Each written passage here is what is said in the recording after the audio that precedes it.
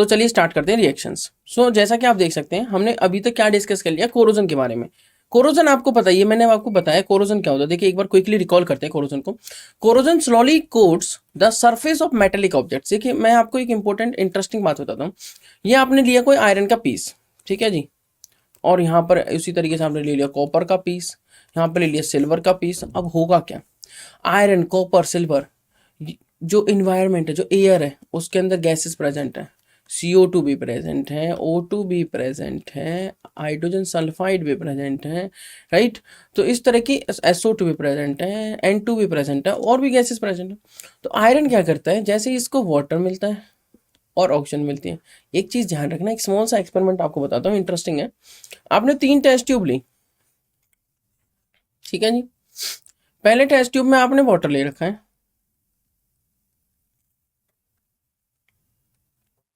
Oxygen तो होगी क्योंकि टेस्ट ट्यूब ओपन है। दूसरे टेस्ट ट्यूब में आपने ओनली वाटर ले रखा है, वैक्यूम यहां पे क्रिएट कर रखा है, कोई ऑक्सीजन नहीं है।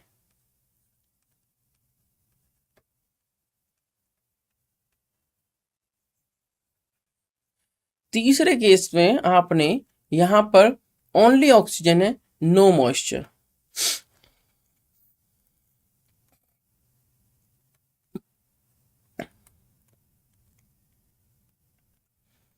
मॉइस्चर मतलब H2O। क्लियर। अब 3 केसेस मैंने आपको दिए हैं, ध्यान से सोच के बताइए। अगर तीनों केसेस में मैं एक आयरन की नेल को डिप करूं, इधर भी आयरन की नेल को डिप कर दूं, इधर भी आयरन की नेल को रख दूं, तो किस केस में रस्टिंग होगी, किस केस में रस्टिंग नहीं होगी? क्विकली बताइए, सोचिए ध्यान से। आपको मैंने कंडीशन दी है, iron in presence of moisture and oxygen will form rust. तो डेफिनेटली आपको दिख रहा है फर्स्ट केस में रस्टिंग होगी, सेकंड केस में रस्टिंग नहीं होगी क्योंकि वाटर तो मिल रहा है बट ऑक्सीजन नहीं मिल रही। थर्ड केस में रस्टिंग नहीं होगी क्योंकि मॉइस्चर नहीं है, ऑक्सीजन है सिर्फ। इसको रस्टिंग के लिए दोनों चीजें चाहिए, तो iron plus H2O plus O2, ये आपको और क्या दे देगा, रस्ट। रिएक्शंस को हम डिटेल में देखेंगे। तो रस्ट का जो फॉर्मूला होता है वो होता है Fe2O3.xH2O। What is this x? x is the number of water molecules जो कि as a water of crystallisation यहाँ पे प्रेजेंट है। इसका फुल नेम क्या हुआ, जल्दी जल्दी से बता दीजिए। इसका फुल नेम है हाइड्रेटेड फेरिक ऑक्साइड।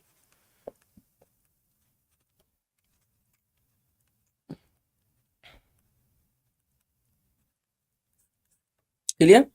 अगर आप कॉपर के साथ ये रिएक्शन करते हैं तो इस पर ये CO2 के साथ रिएक्शन करके कॉपर कार्बोनेट का फॉर्मेशन करता है और ग्रीन कलर की लेयर आ जाती है। और ये जो रस्ट होता है इसकी वजह से जो लेयर आती है वो आती है रेडिश ब्राउन कलर की लेयर।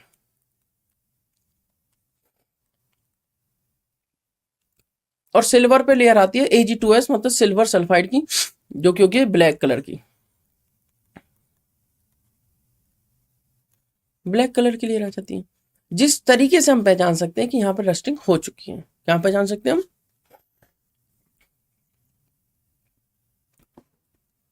कि रस्टिंग हो चुकी है?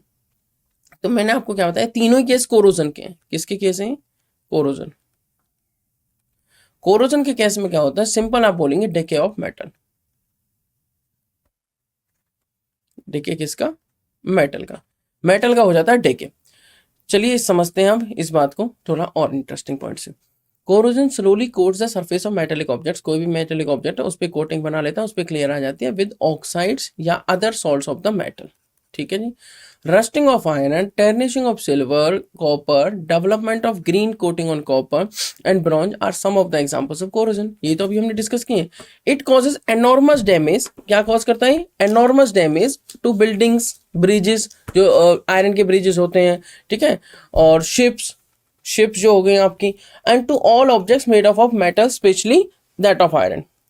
इन corrosion a metal is oxidised by loss of electrons. Corrosion में क्या होता है, मेटल ऑक्सीडाइज हो जाता है। जैसे आपने देखा सिल्वर सल्फाइड की जो लेयर है Ag2S, यहाँ पे Ag पॉजिटिव में है, तो मतलब Ag से Ag पॉजिटिव बन गया, मतलब लॉस ऑफ इलेक्ट्रॉन हुए, राइट।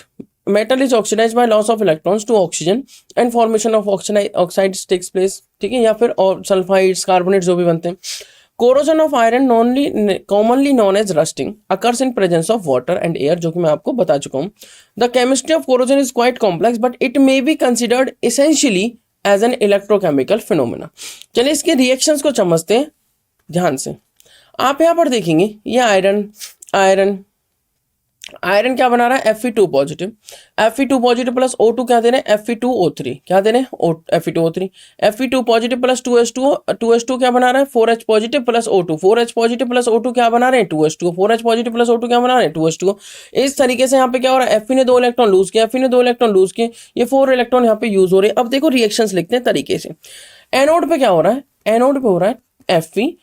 देखो एनोड का मतलब ऑक्सीडेशन होगा इस पे, और ऑक्सीडेशन का मतलब है सीधा सा लॉस ऑफ इलेक्ट्रॉन. तो Fe जीरो ऑक्सीडेशन स्टेट में +2 में चला जाएगा, मतलब लॉस ऑफ इलेक्ट्रॉन करेगा, 2 Fe चले जाएंगे, 4 इलेक्ट्रॉन लॉस होंगे. इसका ई नॉट आता है. ई नॉट ये कौन सी फॉर्म में बताइए चलता है, ये लिखा हुआ standard reduction potential SRP. SRP क्यों बोला मैंने, क्योंकि ये लिखा हुआ रिडक्शन पोटेंशियल के टर्म में, और स्टैंडर्ड इसके लिए देखो कम से ज्यादा या ज्यादा से कम की तरफ आते हैं तो रिडक्शन होता है डेफिनेटली. तो ये आपका स्टैंडर्ड रिडक्शन पोटेंशियल, इसकी वैल्यू है -0.44 वोल्ट. ठीक है जी, ये हो गया ई नॉट. कैथोड क्या है, कैथोड पे आप देखेंगे O2 plus 4H positive plus 4 electron. तो O2 plus 4H positive plus 4 electron क्या दे रहे हैं 2H2, क्या दे रहे हैं 2H2. और Fe2 पॉजिटिव प्लस 4 इलेक्ट्रॉन क्या दे रहे हैं आपको, सॉरी 2Fe क्या दे रहा है Fe2 पॉजिटिव और 4 इलेक्ट्रॉन. तो कैथोड पे क्या हो रहा है, ऑक्सीजन रिएक्ट कर रही है H पॉजिटिव के साथ और 4 इलेक्ट्रॉन के साथ, और क्या मिल रहे हैं आपको 2H2. ओवरऑल रिएक्शन लिखते हैं, देखो यहाँ 4 इलेक्ट्रॉन, यहाँ 4 इलेक्ट्रॉन. क्लियर. चलिए रिएक्शंस को यहाँ पे लिख देता हूँ एक बार आपके लिए. एनोड पर क्या हो रही है, at anode 2Fe loss of electron होगा, बनाएगा Fe2 पॉजिटिव, क्या बनाएगा Fe2 पॉजिटिव. और उसके बाद कितने इलेक्ट्रॉन लूज होंगे, 2 इलेक्ट्रॉन होने चाहिए, एक Fe से 2 Fe है तो कितने इलेक्ट्रॉन होने चाहिए 4 Fe, 4 इलेक्ट्रॉन. कितने electron 4 electron.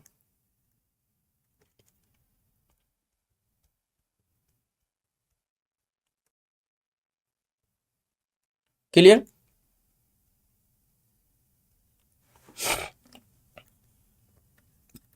At cathode, cathode पे क्या होगा, इसका जो ई नोट दे रखा है मतलब Fe2 पॉजिटिव से Fe जो ई नोट वैल्यू है वो है -0.44 वोल्ट.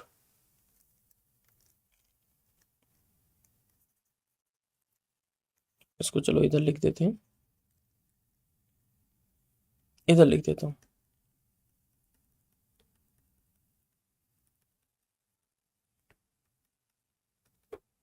-0.44 वोल्ट.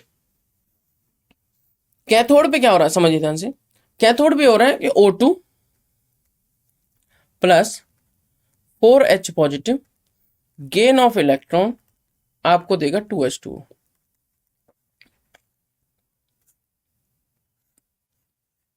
ठीक है, ओवरऑल रिएक्शन देखते हैं.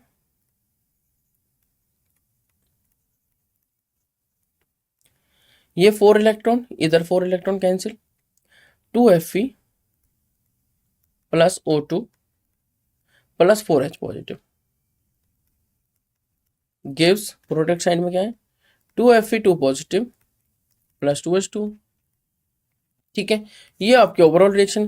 तो जो फेरस आयन यहाँ पे फॉर्म हो रहे हैं इन्हें क्या बोलते हैं, फेरस आयन. ये सिर्फ यहीं तक नहीं रुकते, ये फर्दर ऑक्सीडाइज हो जाते हैं किससे, एटमॉस्फेरिक ऑक्सीजन से रिएक्शन करके. तो जो फेरस आयन यहाँ पे फॉर्म हो रहे हैं वो फर्दर ऑक्सीडाइज हो जाते हैं और 2 ferric ions which comes out as rust. तो Fe2 पॉजिटिव फर्दर ऑक्सीडाइज हो जाएंगे O2 के साथ रिएक्शन करके, किसमें Fe3 पॉजिटिव में, और जिसका रिजल्ट क्या आता है, जिसका रिजल्ट आता है रस्ट की formation. What is this rust, rust is nothing that is Fe2O3 dot XH2O, मतलब hydrated ferric oxide, Fe2O3 dot XH2O and with further production of hydrogen ions. Repeat करता हूं इस लाइन को, जो फेरस आयंस है मतलब जो Fe2 पॉजिटिव वाले आयंस हैं वो फर्दर ऑक्सीडाइज हो जाएंगे by atmospheric oxygen to ferric ions, मतलब Fe3 पॉजिटिव आयंस में, which come out as rust in the form of hydrated ferric oxide, जो किस फॉर्म में बाहर आएगा, रस्ट की फॉर्म में, which comes out as rust in the form of hydrated ferric oxide. Hydrated ferric oxide का formula आप यहाँ पर देख सकते हैं, जो कि क्या है, Fe2O3.XH2O, and with further production of hydrogen ions, मतलब H positive ions. With further production मतलब फर्दर प्रोडक्शन किसका हो रहा है, H पॉजिटिव आयंस का। कंक्लूजन करते हैं, चलिए एक बार क्विकली समराइज करते हैं अभी तक हमने पढ़ा क्या है, समरी ऑफ टुडेज क्लास, और फिर करते हैं क्वेश्चंस प्रैक्टिस। हमने जो पढ़ा है वो इंपॉर्टेंट बातें, देखो मैंने आज आपको पढ़ाया बैटरी, ठीक है। बैटरी में मैंने आपको कहा कि बैटरी दो तरह की होंगी, प्राइमरी बैटरी और सेकेंडरी बैटरी, प्राइमरी सेल और सेकेंडरी सेल बोल दीजिए।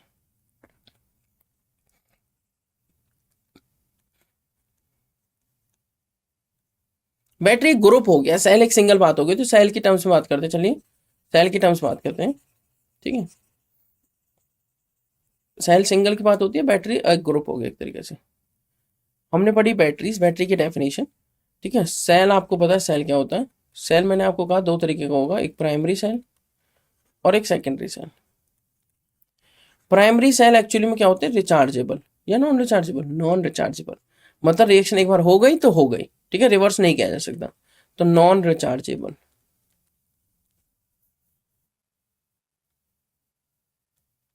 रिचार्जेबल, ठीक है। और सेकेंडरी सेल क्या है, रिचार्जेबल, रिएक्शन को बार बार किया जा सकता है, ठीक है। रिएक्शन को अगर बार बार किया जा सकता है तो डेफिनेटली क्या होगा कि रिएक्शन बार बार होती रहेगी, तो ये चार्जिंग डिस्चार्जिंग चार्जिंग डिस्चार्जिंग वाली प्रोसेस होगी। और जितनी अच्छी बैटरी होगी उतनी मल्टीपल टाइम्स, उतनी ज़्यादा इन टाइम्स क्या किया जा सकता है, डिस्चार्ज और चार्ज, ठीक है। तो ये होती है रिचार्जेबल।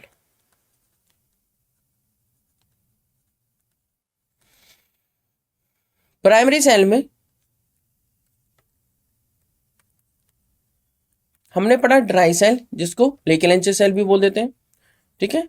जो हम नॉर्मली यूज करते हैं, इस तरीके का था, एक सिलेंडर का कंटेनर था और उसमें एनोड कैथोड आपको पता ही था, जिंक का कंटेनर था। तो आपको पता है कि ड्राई सेल जो होता है वो कहाँ यूज होता है, इसकी वोल्टेज लगभग 1.5 वोल्ट होती है, और ये यूज होता है किसमें, जैसे आपकी क्लॉक्स हो गई, रिमोट्स हो गए, टीवी रिमोट से होते हैं, ठीक है, उनमें यूज होता है। उसके बाद आपके आते हैं दूसरी सेल था, जो वो था मर्क्यूरी सेल। कौन सा सेल, मर्क्यूरी सेल।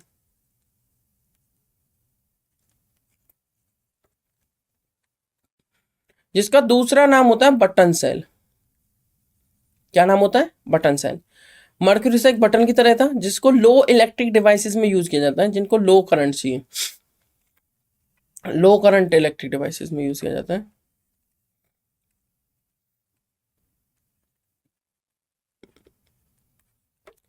लो करंट इलेक्ट्रिक डिवाइसेस जैसे कि रिस्ट वॉच,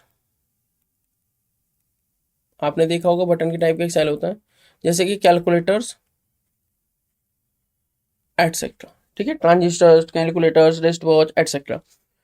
इसकी जो वोल्टेज होती है वो कांस्टेंट वोल्टेज प्रोवाइड करता है, constant voltage through out the life, constant voltage provide करता है थ्रू आउट द लाइफ, क्योंकि जो इसमें केमिकल्स यूज होते हैं वो प्रोड्यूस होते रहते हैं, ठीक है।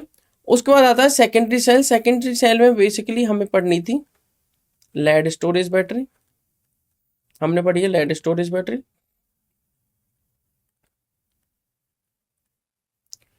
और हमने पढ़ी है निकेल कैडमियम बैटरी, जिसको मैंने आपको बताया कि इसको बोलते थे निकेड, निकेल कैडमियम बैटरी, ठीक है। और भी बैटरीज होती हैं सेकेंडरी में भी। और हमने पढ़ा फ्यूल सेल, और हमने क्या पढ़ा, फ्यूल सेल, जिसमें बहुत सारे फ्यूल सेल्स होते हैं, बट हमने एक ही सेल पढ़ा है, कौन सा, हाइड्रोजन ऑक्सीजन फ्यूल सेल। कौन सा fuel cell, hydrogen oxygen fuel cell. चलिए कंक्लूड करते हैं एक बार इन सारी रिएक्शंस को। डेफिनेशन क्या है प्राइमरी बैटरीज की, नॉन रिचार्जेबल है, सेकेंडरी बैटरीज रिचार्जेबल है। कैपेसिटी क्या है, जनरली लोअर कैपेसिटी होती है प्राइमरी कैपेसिटी की, और सेकेंडरी की जनरली हाई कैपेसिटी होती है, पता ही आपको। शेल्फ लाइफ प्राइमरी की लॉन्गर शेल्फ लाइफ होती है, बट सेकेंडरी बैटरीज की शेल्फ लाइफ शॉर्टर होती है, वो चार्ज डिस्चार्ज होती रहती है। एग्जाम्पल जैसे alkaline, lithium, zinc, carbon batteries, और इसमें आता है सेकेंडरी बैटरीज में जैसे lithium ion battery, nickel metal hydride battery, जैसे NiMH भी बोल सकते हैं, निकल मेटल हाइड्राइड बैटरी, ठीक है। अब उसके बाद एक बार क्विकली रिकॉल कर देते हैं इनकी रिएक्शंस। ये प्राइमरी बैटरीज हैं, ये आपका ड्राई सेल, ये आपका मर्क्यूरी सेल, ये बटन की तरह दिख रहा है इसलिए इसका नाम क्या हो गया, बटन सेल। आप यहाँ पर देखेंगे कार्बन रोड कैथोड की तरह काम कर रही है, ग्रेफाइट की रोड है, not touching the base. Zinc यहाँ पर कंटेनर है, इसमें क्या किया जाता है, MnO2 प्लस कार्बन ब्लैक लिया जाता है और अमोनियम क्लोराइड का पेस्ट यहाँ पे फिल किया जाता है, ठीक है। जिंक का जो कैप है, जिंक का जो कैप है वो किसकी तरह काम कर रहा है, एक तरीके से जिंक कप किसकी तरह काम कर रहा है, जिंक कंटेनर एनोड की तरह। तो आप रिएक्शन देख सकते हैं एनोड पर ZnHg प्लस 2OH नेगेटिव, ठीक है। जिंक अमलगम, अब ये रिएक्शन है जो मर्क्यूरी सेल की है, जिंक अमलगम यहाँ पे लिया जाता है, देखो एनोड कैथोड, एनोड पर क्या लिया जाता है, जिंक अमलगम, और ये गैसकेट है, ये सेपरेटर है, कैथोड है, ठीक है, और ये क्या है, सेल कैन। तो एनोड और ये anode cap, zinc amalgam plus 2OH negative, यहाँ बन जाएगा zinc oxide plus H2O plus 2 electron. उसके बाद HgO जो कि है मर्क्यूरी ऑक्साइड, वो H2O के साथ रिएक्शन करेगा और क्या बना लेगा,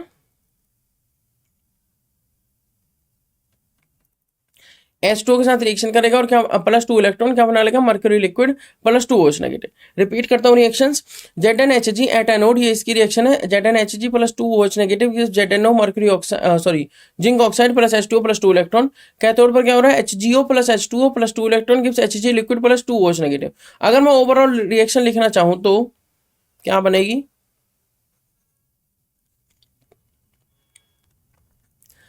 ZnHg है लेफ्ट में, 2OH cancel, 2 electron cancel, H2O cancel, plus HgO gives ZnO plus Hg, ZnO plus Hg, zinc oxide plus mercury. ये आपकी प्राइमरी बैटरीज की रिएक्शन होगी।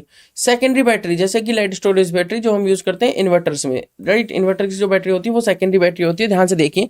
सेकेंडरी बैटरी में क्या है, देखो इन्वर्टर की बैटरी में 6 प्लेट्स होती हैं, आप यहाँ पर देख सकते हैं 1 2 3 4 5 6, ऐसे 6 प्लेट मिलेंगी।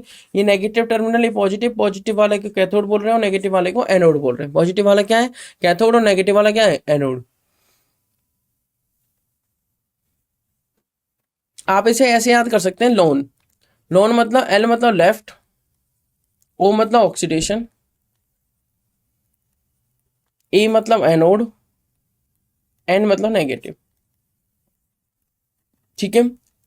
अब आपको याद रखना है कि एनोड और कैथोड पे कौन कौन है और इलेक्ट्रोलाइट क्या लिया गया है। देखो एनोड पर कौन है वो देखते हैं पहले। एनोड पर भी लेड ग्रिड है, देखो negative plates lead grids filled with spongy lead. तो जो एनोड और जो कैथोड है, कैथोड पॉजिटिवली चार्ज है, एनोड नेगेटिवली चार्ज है। तो एनोड पर क्या है, देखो जो नेगेटिव प्लेट्स हैं उनको फिल किया गया किसके साथ, स्पॉन्जी लेड के साथ। तो एनोड पर क्या है, सिर्फ लेड, और पॉजिटिव प्लेट्स जो कि कैथोड है उनको फिल किया गया किसके साथ, लेड ऑक्साइड के साथ। तो जो लेड की ग्रिड्स बनी हुई हैं उनको फिल किया जा रहा है, एक बार लेड के साथ एक बार लेड ऑक्साइड, तो alternate lead lead oxide, lead lead oxide, lead lead oxide, और इन 6 प्लेट्स को सीरीज में कनेक्ट कर दिया जाता है।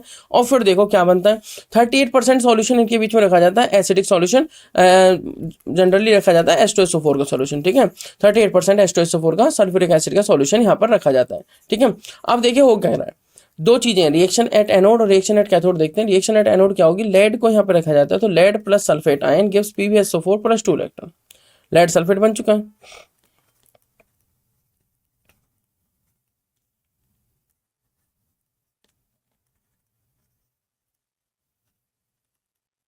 कैथोड पर क्या होगा, PbO2 lead oxide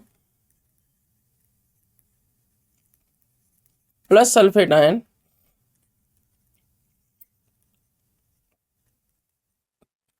plus 4H positive plus 2 electron. क्या दे रहा है आपको, लेड सल्फेट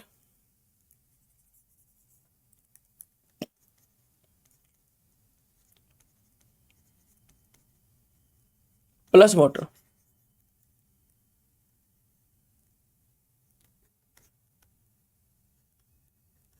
प्लस क्या, वाटर।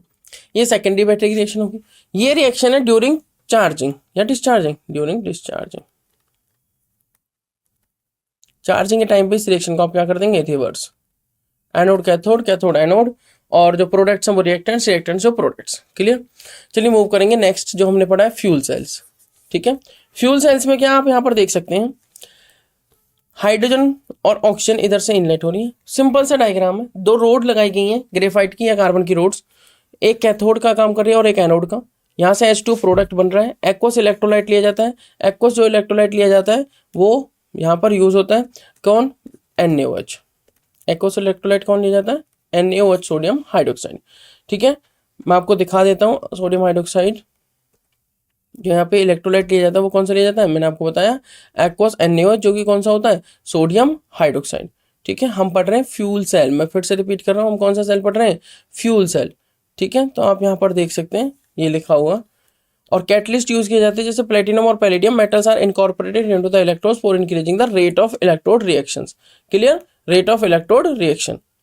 और ये रहा concentrated aqueous sodium hydroxide solution. ठीक है, चलिए मूव करेंगे नेक्स्ट बात पर, जो कि थी हम कंक्लूजन कर रहे हैं फ्यूल सेल के साथ। तो फ्यूल सेल में क्या है, दो रिएक्शंस होंगी, एक कैथोड और एक एनोड। कैथोड पर कौन सी गैस आ रही है, ऑक्सीजन, और एनोड पर हाइड्रोजन। ठीक है, तो कैथोड पर ऑक्सीजन गैस आ रही है, +2H2O प्लस 4 इलेक्ट्रॉन, आपको क्या दे रखा, 4OH नेगेटिव। क्या बन गया, 4OH नेगेटिव। क्लियर। और एनोड पर क्या होता है जी, ऑक्सीडेशन। क्लियर, सबको पता है एनोड पर क्या होता है, ऑक्सीडेशन। अगर एनोड पर क्या होगा, ऑक्सीडेशन, तो डेफिनेटली आप रिएक्शन को कुछ इस तरीके से लिख सकते हैं। एनोड पर कैथोड पर लिख देता हूं मैं रिडक्शन, और एनोड पर लिख देता हूं ऑक्सीडेशन। तो एनोड पर हो रहा है ऑक्सीडेशन, मतलब 2H2 प्लस 4OH नेगेटिव, और ऑक्सीडेशन का मतलब लॉस ऑफ इलेक्ट्रॉन, ये हुआ ना लॉस, और ये हुआ gain.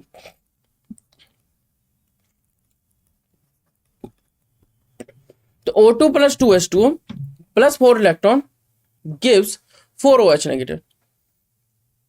2H2 plus 4OH negative gives 4H2O। OH negative से OH नेगेटिव कैंसिल, इलेक्ट्रॉन से electron cancel, 4H2O minus 2H2O 2H2। तो रिएक्शन के ओवरऑल रिएक्शन क्या बची, रिएक्टेंट्स क्या है, 2H2 plus O2 gives product क्या, 2H2। ये रिएक्टेंट और ये क्या है, प्रोडक्ट। अब ये बन गए हमारे फ्यूल सेल। अब आती है नेक्स्ट कोरोजन। कोरोजन भी हम रिवाइज कर लेते हैं। कोरोजन में क्या था कि आयरन मेटल, कोरोजन में क्या था, मेटल डिके हो रहा है in the when comes in contact with atmospheric gases. ठीक है, अब मान लीजिए आयरन कम्स आ रहा है, आयरन कांटेक्ट में आ रहा है किसके, ऑक्सीजन एंड मॉइस्चर के, तो वो बना रहता है Fe2O3.XH2। उस चीज को आप समझ सकते हैं, 2Fe gives 2Fe2 positive plus 4 electron. E0 Fe2 positive से Fe दे रखा आपको -0.44 वोल्ट। ठीक है, और cathode O2 plus 4H positive plus 4 electron gives 2H2। तो ओवरऑल रिएक्शन क्या बन गया आपकी, 2Fe plus O2 plus 4H positive और gives 2Fe2 positive. Clear, plus 2H2, 2Fe2 positive plus 2H2। ये रिएक्शन आपको ध्यान रखनी होगी। ठीक है, ये आपका कोरोजन हो गया। चलिए अभी हमने काफी important questions discuss, important topics discuss कर लिए। अब बारी आती है इंपोर्टेंट क्वेश्चंस डिस्कस करने के लिए नीट एग्जाम के लिए। तो ये है आपके कुछ important questions for NEET exam में। फर्स्ट क्वेश्चन आपको शो कर रहा हूं, तो आपको ये प्रैक्टिस करना पहले, फिर मैं इसका आंसर बताऊंगा। देखिए एकदम से सिंपल क्वेश्चन है। In the typical fuel cell, the reactants and products PR। Fuel cell में आपको H2O2 का फ्यूल दे रखा है, H2O2 का फ्यूल सेल है, उसमें रिएक्टेंट और प्रोडक्ट बताने हैं। अभी तो बताए थे। अमोनिया आता है, गलत मान। HClO4 आता है, गलत मान। H2O2 प्रोडक्ट H2O2 या H2O2 प्रोडक्ट H2O, तो डेफिनेटली ऑप्शन बी होना चाहिए। चलिए मैच कर लेते हैं। The reaction takes place in fuel cell is 2H2 plus O2 gives 2H2O। ठीक है, ये हटा दीजिए, 0 और 1 हटा दीजिए। बेशक अगर आपको लिखनी है तो ये 0 ऑक्सीडेशन स्टेट है, 0 में, ये +1 में गया है और ये -2 में। ठीक है, तो एट एनोड और एट कैथोड, एनोड पर ये है और कैथोड पर वाटर। तो क्या होगा, प्रोडक्ट P, जो रिएक्टेंट्स R होंगे वो आपको पता लग गया क्या क्या है, प्रोडक्ट P और रिएक्टेंट्स R आपको पता लग गए। जो ये H2 और O2 at anode at cathode जो मैंने लिखा है वो इस वजह से लिखा है H2 एनोड पर और O2 कैथोड पर है, ठीक है। H2 कहाँ पर है, एनोड पर, और O2 कहाँ पर है, कैथोड पर। H2 कहाँ पर है, एनोड पर, O2 कहाँ पर है, कैथोड पर, और ये बनेगा प्रोडक्ट P। तो रिएक्टेंट्स आ रहे हैं वो heat energy gets converted into electrical energy, जो भी यहाँ से हीट एनर्जी बन रही है वो किस में कन्वर्ट होती जा रही है, इलेक्ट्रिकल एनर्जी में। चलिए मूव करेंगे नेक्स्ट क्वेश्चन पे। कह रहा है जिंक कैन बी, क्या, zinc can be coated on iron to produce galvanised iron but the reverse is not possible. ऐसा है क्या, जिंक ये है और ये आयरन का पीस है, आप कह रहे हैं ये जिंक है, ये Fe है। कह रहा है एक बार तो मैंने जिंक की कोटिंग कर दी आयरन पर, और एक बार ये आयरन का पीस है जिस पे मैंने जिंक की कोटिंग कर दी, ये जिंक का पीस है जिसमें मैंने आयरन की कोटिंग कर दी,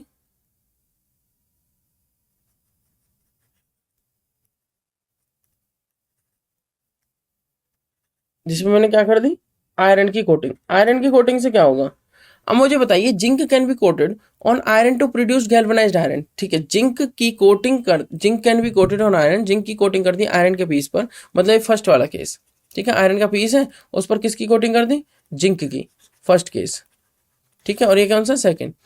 तो होगा क्या फर्स्ट केस में, जब कोटिंग कर दी जिंक की तो reverse is not possible. Zinc की कोटिंग तो कर सकते हैं आयरन पर to produce galvanised iron, but the reverse is not possible. ऐसा क्यों, आयरन की कोटिंग जिंक पे क्यों नहीं कर सकते, because zinc is lighter than iron, गलत बात।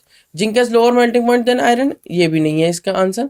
Zinc has lower negative electrode potential than iron, और zinc has higher negative electrode potential than iron, बिल्कुल ठीक बात है।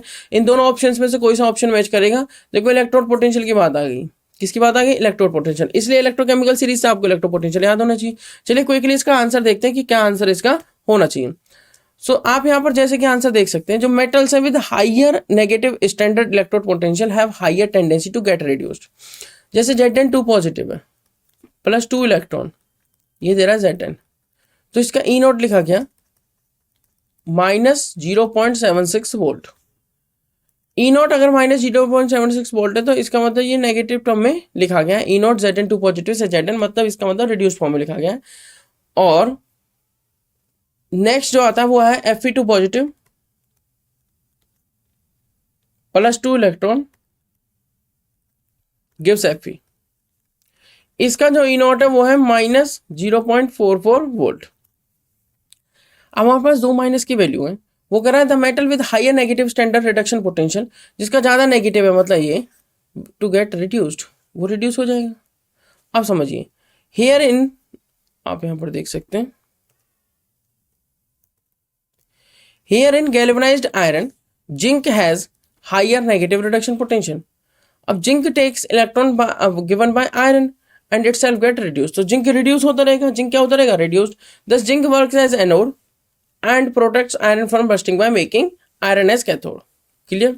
तो होगा क्या, जिंक का क्योंकि नेगेटिव इलेक्ट्रोड पोटेंशियल है, तो सिंपल सी बात है, जिंक क्या करेगा, नेगेटिव इलेक्ट्रोड पोटेंशियल की वजह से, बताइए क्विकली, जल्दी से रिलीज नहीं करेगा इलेक्ट्रॉन्स। जल्दी से क्या रिलीज नहीं करेगा, इलेक्ट्रॉन, लॉस ऑफ इलेक्ट्रॉन नहीं होगा, क्योंकि रिडक्शन जल्दी से नहीं होगा, क्योंकि जिंक का जो है नेगेटिव इलेक्ट्रोड पोटेंशियल, और नेगेटिव इलेक्ट्रोड पोटेंशियल वाले की क्या होती है, आपको क्लियरली पता है, जिनका नेगेटिव इलेक्ट्रोड पोटेंशियल होता है, इसका मतलब वो, मतलब नेगेटिव या पॉजिटिव कुछ भी हो, इलेक्ट्रोड पोटेंशियल अगर नेगेटिव है तो इसका मतलब क्या हुआ कि वहां पर, बताइए, ऑक्सीडेशन होने की ज़्यादा संभावना है, रिडक्शन होने की। तो देखिए क्लियर सी बात है, जिंक का हो जाएगा यहाँ पे क्या, ऑक्सीडेशन एंड रिडक्शन। तो here in galvanised iron zinc has higher negative reduction potential, zinc की वैल्यू है -0.76 और आयरन की वैल्यू 0.44 वोल्ट। क्लियर। तो इस तरीके से यहाँ पर इस क्वेश्चन का आंसर सॉल्व कर लेंगे। तो जो आंसर होगा वो क्या होगा, जैसा कि आपको पता है ये सॉल्यूशन है, जो आंसर है वो यहाँ, क्वेश्चन है वो यहाँ पर है कि zinc has lower negative electrode potential than iron, ये इसका रीजन है, जिंक के पास क्या है, लोअर नेगेटिव इलेक्ट्रोड पोटेंशियल है देन आयरन। क्लियर। नेक्स्ट आता है question number next, a button cell used in watches functions as following. बताइए, एक बटन सेल जो हम वॉचेस में यूज करते हैं वो किस तरीके से फंक्शन करता है, Zn plus Ag2O plus H2O equilibrium 2Ag solid plus Zn2 positive plus 2OH negative. ठीक है. If half cell potentials are Zn2 positive plus 2 electron gives Zn. E not they रखा है -0.76 वोल्ट और Ag2O plus H2O plus 2 electron gives Ag plus 2OH negative. E not they रखा है 0.34 volt. Cell potential पूछा हुआ है, एकदम से easy question. Anode is according to this solution क्या होगा. एनोड हाफ सेल आप देखेंगे Zn2 positive plus 2 electron gives Zn. ठीक है, तो E नॉट क्या हो गया -0.76 वोल्ट. और कैथोड हाफ सेल क्या होगी, देखिए Ag2O, इसको मैं किस तरीके से लिखूंगा, Zn2 positive plus Zn gives Zn2 positive plus 2 electron और Ag2O plus H2O plus 2 electron क्या देगा 2Ag प्लस 2OH नेगेटिव. अब देखो यहाँ पे क्या होगा, ऊपर लॉस ऑफ इलेक्ट्रॉन, नीचे क्या हो रहा है gain of electron. E naught इसका कितना दे रखा 0.34 वोल्ट. क्लियरली यहाँ से पता लग रहा है अगर एक वैल्यू आपकी -0.76 वोल्ट है और एक वैल्यू कितनी है 0.34 वोल्ट, तो डायरेक्ट वैल्यू देख के नहीं बताएंगे, आप देखेंगे कि किस टर्म में लिखी हुई है, रिडक्शन की टर्म में या ऑक्सीडेशन की टर्म में. तो आपने यहाँ पे देखा अगर ये रिडक्शन की टर्म में लिखी हुई है तो ठीक है, और अगर ऑक्सीडेशन की टर्म में लिखी हुई है तो फिर हमें उसको रिडक्शन की टर्म में करना है, बिल्कुल सिंपल, साइन चेंज करके. तो ई नॉट की वैल्यू, ई नॉट सेल कैसे कैलकुलेट करेंगे, E naught cathode minus E naught anode. E naught cathode पे कौन रहेगा -0.76. क्योंकि इसका क्या होगा एक तरीके से reduction.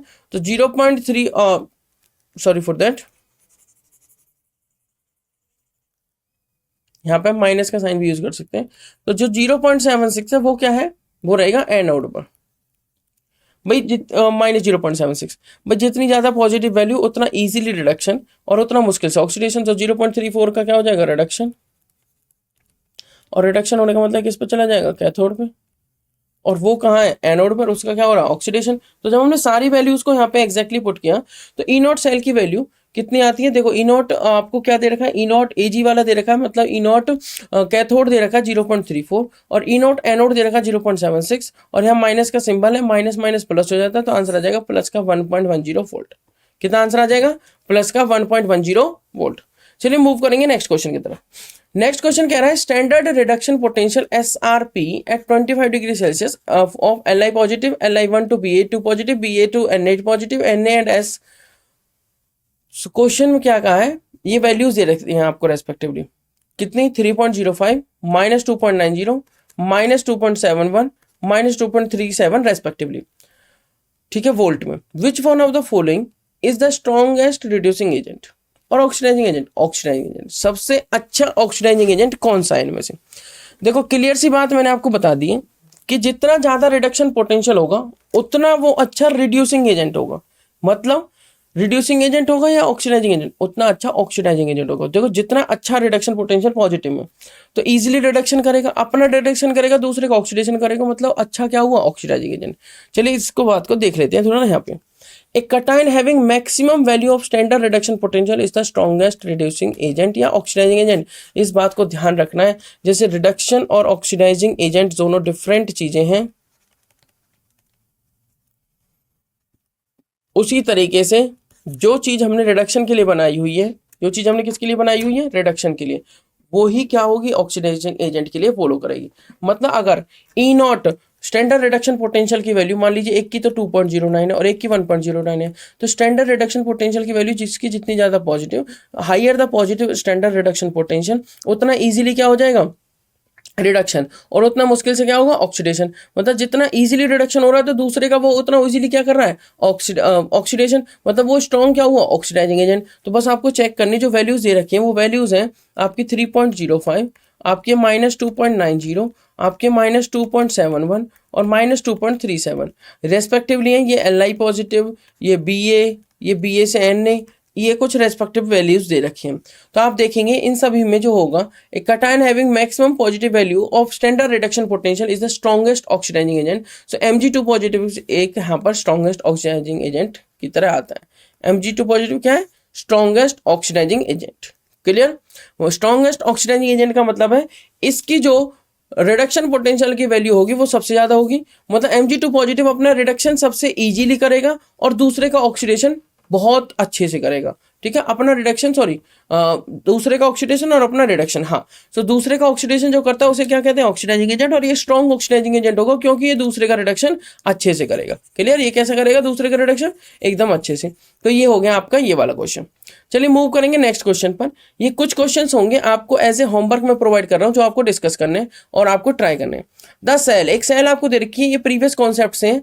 Zn gives Zn2 positive, concentration आपको दे दी 1 मोलर।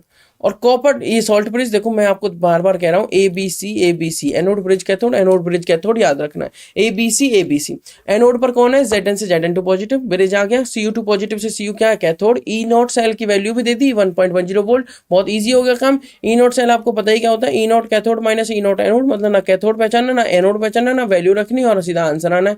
ठीक है, उसके बाद was allowed to be completely discharge at 298 kelvin. तो relative concentration of Zn2 positive to Cu2 positive, Zn2 positive to Cu2 positive, इस तरीके से पूछा हुआ है रेशो में। आपको सीधी सी बात है, ABC लिखा हुआ है, इससे सेल रिएक्शन बनानी है, सेल रिप्रेजेंटेशन दे रखी है, सेल रिएक्शन बनानी है। सेल रिएक्शन से आपके पास आ जाएंगे प्रोडक्ट और रिएक्टेंट।